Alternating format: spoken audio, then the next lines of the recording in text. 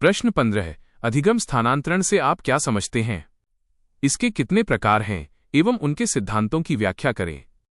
रूपरेखा सिनॉप्सिस। प्रस्तावना। अधिगम स्थानांतरण का अर्थ एवं परिभाषा। अधिगम स्थानांतरण के प्रकार। अधिगम स्थानांतरण के प्रमुख सिद्धांत। निष्कर्ष। प्रस्तावना इंट्रोडक्शन।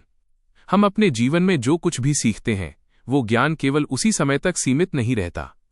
जब एक परिस्थिति में सीखा गया ज्ञान, कौशल या अनुभव किसी दूसरी नई परिस्थिति में सीखने में मदद करता है या बाधा डालता है तो इस प्रक्रिया को मनोविज्ञान में अधिगम स्थानांतरण ट्रांसफर ऑफ लर्निंग कहा जाता है।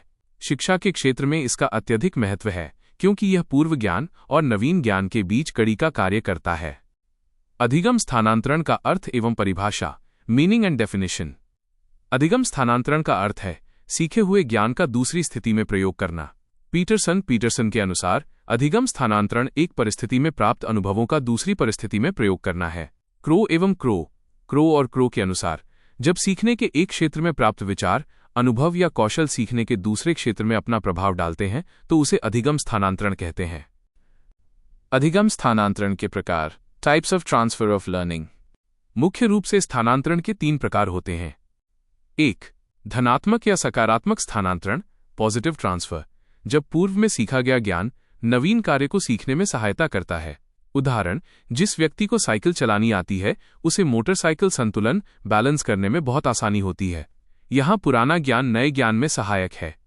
2. ऋणात्मक या नकारात्मक स्थानांतरण नेगेटिव ट्रांसफर, जब पूर्व ज्ञान नवीन कार्य को सीखने में बाधा उत्पन्न करता है।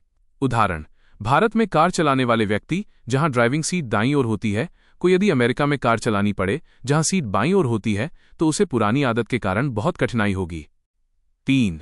शून्य स्थानांतरण जीरो ट्रांसफर, जब पहले सीखा गया ज्ञान नए कार्य को सीखने में न तो मदद करता है और न ही बाधा डालता है।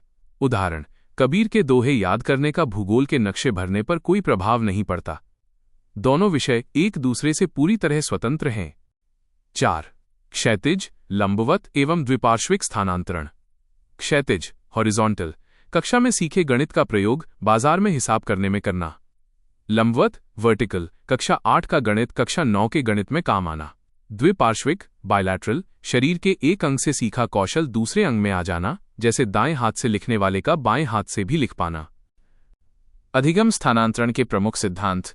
Theories of transfer of learning. मनोवैज्ञानिकों ने स्थानांतरण की प्रक्रिया को समझाने के लिए निम्नलिखित सिद्धांत दिए हैं। 1.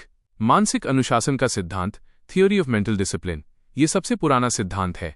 इसकी विवेचना यह है कि हमारा मस्तिष्क मांसपेशियों की तरह है। यदि हम इसे कठिन विषयों जैसे संस्कृत या गणित से प्रशिक्षित करते हैं तो यह हर क्षेत्र में तेज काम करेगा।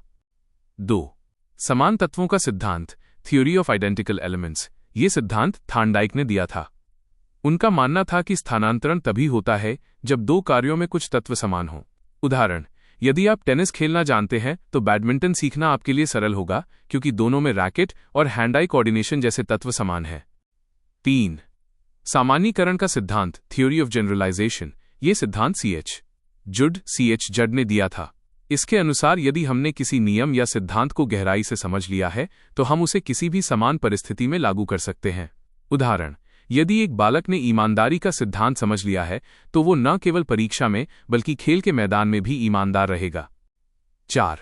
2 तत्वों का सिद्धांत थियोरी ऑफ 2 फैक्टर्स। स्पीयरमैन के अनुसार बुद्धि में 2 तत्व होते हैं, जी सामान्य और एस विशिष्ट। स्थानांतरण हमेशा जी तत्व जनरल इंटेलिजेंस का होता है क्योंकि सामान्य समझ हर कार्य में काम आती है। निष्कर्ष कंक्लूजन। निष्कर्षतः अधिगम स्थानांतरण शिक्षा का वास्तविक उद्देश्य है। एक शिक्षक को कक्षा में इस प्रकार पढ़ाना चाहिए कि छात्र केवल तथ्यों को रटे नहीं बल्कि उन सिद्धांतों को अपने वास्तविक जीवन की समस्याओं को सुलझाने में उपयोग कर सके। स्थानांतरण की क्षमता ही एक सफल और समझदार शिक्षार्थी की पहचान है।